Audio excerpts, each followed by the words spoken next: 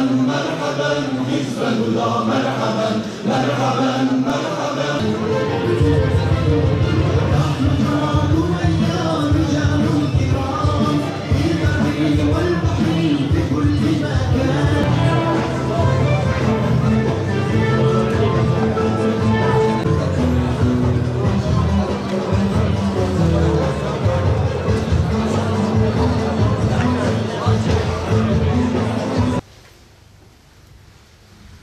ذلك من آيات الله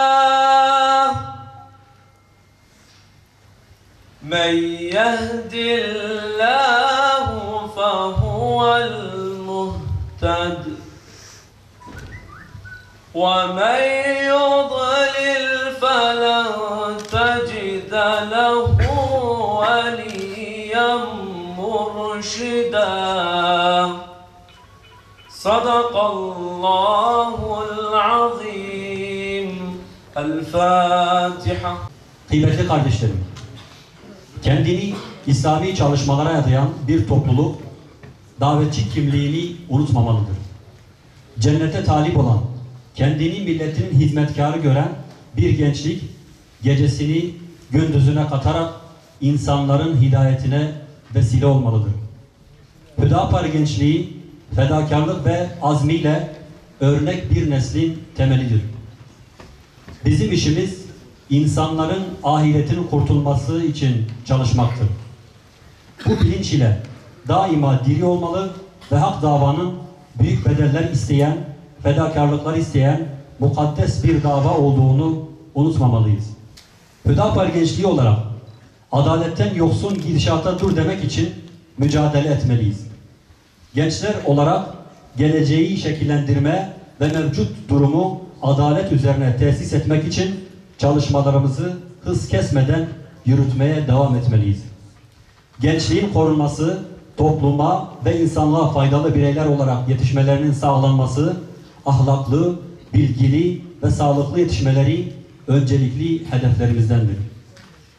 Bununla birlikte bilinçli veya bilinçsiz bir şekilde içi boşaltılmış olan ve aslında bizi biz yapan insani ve İslami değerleri yeniden ihya etmek ve yaşanılır kılmak temel ilkelerimizdendir.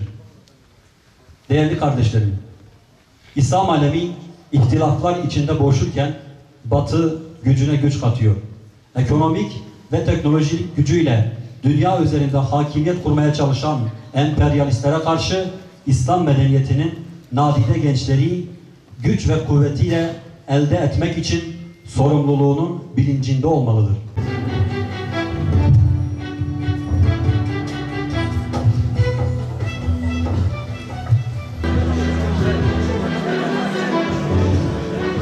İnşallah Hüdapar'ın bu siyaseti toplumun her kesimine ulaşacak ve ulaştıktan sonra da etkili olacağına inanıyoruz. Bunun için de hep beraber üzerimize düşen sorumluluğun bilinciyle, görev aşkıyla inşallah bunu herkese aktarıp, çünkü 21. yüzyılda yaşadığımız bu coğrafyada halkımız siyasi bilinçten uzak, farklı sayıklarla farklı yönlere kaydırılmaktadır. Dolayısıyla bize düşen büyük bir görev var, sorumluluk var. Bir davetçi olmamız hasebiyle bunlara doğru bir bakış açısı, İslami adaletin ne olduğunu göstermemiz gerekiyor. Hüdapar gençlerle geleceği inşallah inşa edecek olan bir parti. Çünkü ülkemizin geleceğinin inşa edilmesine ihtiyacı var. Her ferdin nasıl kendi geleceğini inşa etmeye ihtiyacı varsa, her ailenin nasıl kendi geleceğini inşa etmeye ihtiyacı varsa, her toplumun kendi geleceğini inşa etmeye ihtiyacı varsa, her devletin de kendi geleceğini inşa etmeye ihtiyacı vardır. Ama gelecek hiçbir zaman zayıf temeller, çürük temeller üzerine bina edilemez. Bir toplum sorunlar, büyük sorunları varsa, bir toplumun ihtilafları varsa, çekişmeleri varsa, kutuplaşmaları varsa, zulmü varsa, haksızlığı varsa, bir devletin, bir toplumun içinde bunlar varsa, bunlar fay hatlarıdır. Bu fay hatlarını siz ıslah etmediğiniz müddetçe bu fay hatları üzerine sağlam bir bina geleceği, bir binanın geleceğini inşa edemezsiniz, bir binayı inşa edemezsiniz. O yüzden de evet, geleceği inşa etmeye ihtiyacımız var. Devlet olarak ihtiyacımız var. Tabii bugünkü devleti kastetmiyorum. Bugünkü devleti ıslah ederek, bugünkü sistemi ıslah ederek, yoksa mevcut haliyle bugünün mevcut temelleri üzerine kurulmuş olan devletin geleceğini inşa etmeye bu manada devam edersek, geleceğimizde bugün içinde bulunduğumuz çatışmalar, çekişmeler, fitneler, ihtilaflar, zulümler, haksızlıklar üzerine bina edilmiş olacak. O açıdan ben sistemi ıslah etmek üzerine, toplumu da adalet üzerine bir arada tutmak ve bir araya getirmek üzerine bir gelecek inşa etmekten bahsediyorum. Dolayısıyla gelecek inşa etme ihtiyacımız var. Ama bu geleceği inşallah genç bir parti olan Hüdapar'la gençler inşa edecekler. Ve ben biraz da Hüdapar'a niçin ihtiyaç olduğunu tabloyla ifade edeyim. Önümüzde iki tane önemli tablo var. Önümüzde iki büyük yangın var aslında. Biri sosyal, biri siyasal. Ve bu iki tablo biraz izah edilmeye ihtiyacı olan tablolar. Sosyal tablomuz iyi değil. Yani ülkenin toplumsal, sosyal tablosu iyi değil. Bir toplumun iyi olup olmadığını neye bakarak değerlendirebiliriz? Birkaç göstergeye bakarak değerlendirebiliriz. Mesela şuna bakarak bir toplumu değerlendirebiliriz. Bu toplum ne haldedir diye. Cezaevlerine bakarak bir toplumu değerlendirebiliriz. Cezaevlerinin doluluk oranları ne kadar? İşlenen suçlar, mahkemelere, yargılara taşınan dosyaların sayısı ne durumda? Cezaevindeki mahkumların sayısı ne durumda dediğimizde bir toplumun iyi olup olmadığını, ne durumda olup olmadığını buradan çıkarabiliriz. Buna baktığımızda 2004'te 55 bin kişinin olduğu cezaevlerinde bugün geldik 2018'e, ama 2016'nın verilerine göre bu sayı çıkmış 255 bine, 5 kat artmış durumda. 55 binden 255 bine çıkmış bir rakamdan bahsediyoruz. Bu reel rakamlar mı? Bunlar reel rakamlar da değil. Çünkü cezaevlerinde olanın 3-4 katı insan suç işlediği halde mahkemeler serbest bırakıyor. Özellikle siyasi davalar değil ise, siyasi suçlardan yargılananlar genelde tutuklanma yoluna gidiliyor bu ülkede. Ama adli yargılamalarda tecavüz var, adam yaralama var, öldürmeye teşebbüs var, hırsızlık var, gasp var, soygun var, çocuk istismarı var, cinsel taciz var. Ama bunlar bakıyoruz çoğunlukla serbest bırakılma yoluna gidiliyor bunlar. Dolayısıyla rakam, cezaevlerindeki kişi sayısı 250 bin. Ama gerçek rakam 1 milyonun üzerinde mahkemelerde dosyası olan. Ve bir göstergede neye bakabiliriz? Boşanma oranlarına bakabiliriz. Baktığımızda korkunç bir tablo çıkıyor önümüze. Ve evlenen her 4 kişiden birinin boşandığı bir zamandayız. Dolayısıyla toplum bu açıdan da iyi bir tablo sergilemiyor. Ayrıca bir gösterge olarak ben biraz hızlı geçmek için çok detaya inmiyorum. Sosyal tablomuz açısından söylüyorum.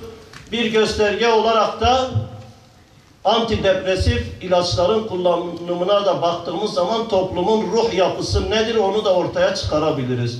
Türkiye'de 2014 yılında 39 milyon kutu antidepresif hap kullanılmış. Yani depresyon ilacı olarak ifade edelim. Depresyon ilacı olarak bunalım geçiren, ruhi travma geçiren insanların kullandığı ilaç olarak. Fakat bir sonraki yıl bu 5 milyon kutu artmış, 44 milyon kutuya çıkmış. Şu anda bu rakam herhalde 50 milyonlara vurmuş durumda. Değerli kardeşler, sosyal tablomuz iyi değil. Neden kaynaklı?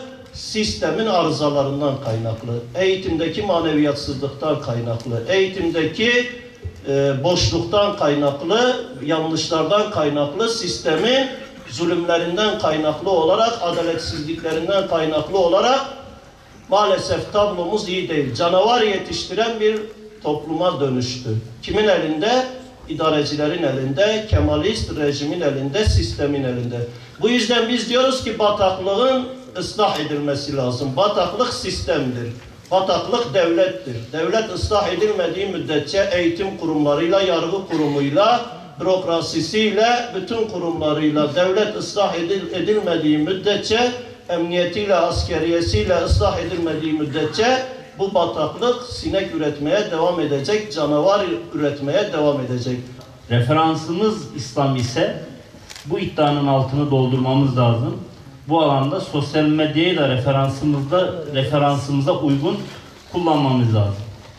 Zira hepinizde malumunuz olduğu gibi içeride, yani mutfakta ne pişerse sofraya o servis edilir.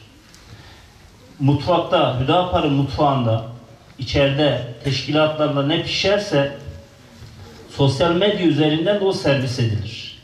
Yaşımlardan yola çıkarak kişilerin, toplumların, partilerin, bireylerin, ailelerin ruh halini artık iyi niyetli ve art niyetliler oradan yola çıkarak bir takım çözümlemeler yapıyorlar. Sosyal medya önemli. Sosyal medyanın önemini yakın zamanda yaşadığımız, birebir şahit olduğumuz şeylerden de yola çıkarak görebiliriz. Bunlardan bir tanesi Arap Baharı idi.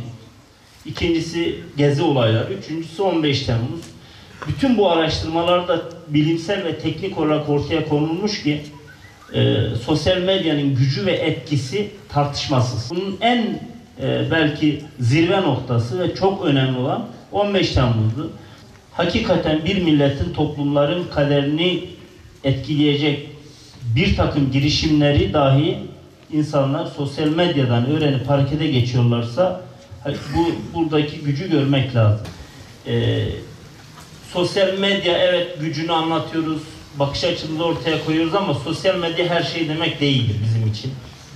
İbadetlerimiz, işimiz, yani sorumluluğumuz ve eşimiz, yani evimiz her şeyden önemlidir.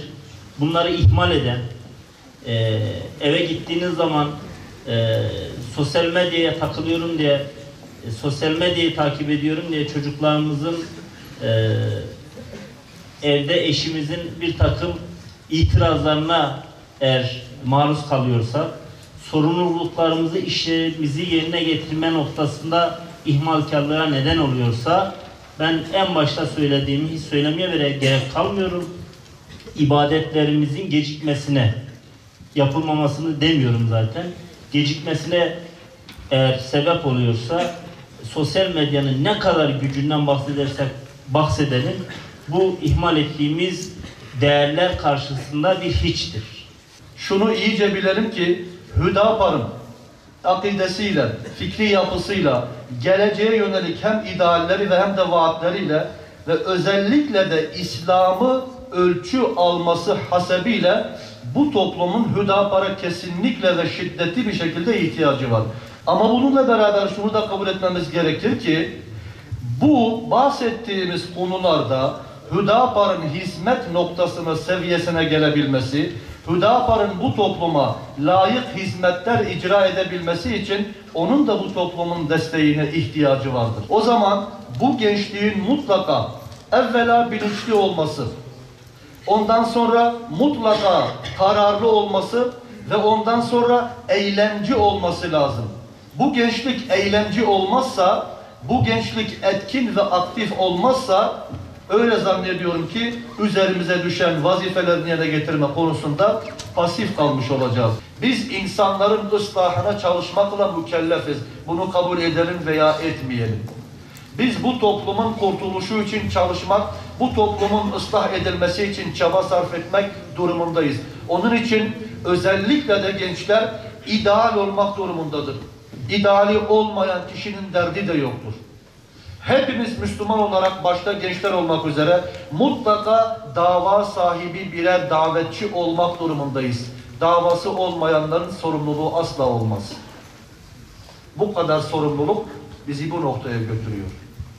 Onun için bakıyoruz ki böyle örgütlü bir yapının, örgütlü, dinamik bir toplumun mensubu olarak bizim bu topluma karşı gerçekten ciddi sorumluluklarımız var. İşte siyasi noktada başta dediğim gibi Hüdapar olarak bu siyasi alandaki vazifelerimizi yerine getirmek için elimizden geldiği kadar toplumun ıslahına, toplumun aynı zamanda kurtuluşuna hem dünyevi hem uhrevi açıdan huzur ve saadetine vesile olabilmek için ve özellikle de Rabbimize karşı vazifemizi yerine getirebilmek için buradayız ve burada olmaya inşallah devam edeceğiz. Ama bütün bunları yapabilmek için mutlaka Müslümanların güç elde etmesi lazım. Birlik halinde bizim çalışmamız, Rabbimizin emrettiği gibi örgütlü yapımızın farkında olmalı, örgütlü yapımızı çalışma mekanizması halinde devreye koyabilmeliyiz. Çünkü birlik biliyorsunuz ki güçtür. Eğer bizim birliğimiz olmazsa gücümüz olmaz, imkanımız olmaz, elimize fırsatlar geçmez. Onun için bu gücü oluşturmak için başta gençler, size bu konuda çok ihtiyaç var. Bulunduğunuz ortama renginizi vermeye çalışın. En etkinsiz olun, en aktifsiz olun. Birilerinin peşinden gitmek yok. Birileri sürekli sizin peşinizden gelsin. Siz davanızdan dolayı emin olun ve bunun bilin ki toplumun ihtiyacı vardır. Fakat bu toplumun desteğini de almamız lazım ki biz o gücü oluşturabiliriz.